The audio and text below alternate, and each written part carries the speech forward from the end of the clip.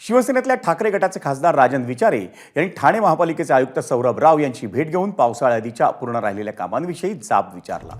ठाणे शहरातील अपूर्ण राहिलेली रस्त्यांची कामं, ठाण्याच्या रस्त्यांवरील खड्डे, न झालेली नाले सफाई, धोकादायक वृक्ष आणि इमारती, अनधिकृत होर्डिंग या आवश्यक कामांसाठी विचाऱ्यांनी महापालिका आयुक्तांना निवेदनही दिलं। तसंच साफसफाई कंत्राटं ही महापालिका अधिकाऱ्यांनीच घेतली असल्याचा आरोपही त्यांनी केला। विशेष म्हणजे ठाणे महापालिकेचे नवे आयुक्त म्हणून सौरभ राव यांचा विचाऱ्यांनी ठाणेकर या नात्यानं सत्कार केला, पण त्याच वेळी ठाणे शहराच्या अनेक समस्यांकडे नीट लक्ष देण्याचं आवाहनही त्यांनी केलं। संपूर्ण ठाणे शहरातल्या नाल्याची पाहणी करून या ठिकाणी जो काय अहवाल आपण आयुक्तांना दिलेला आहे की ही नाले सफाई का हात की सफाई या बाबतीमध्ये त्यांचं लक्ष वेधलेलं आहे।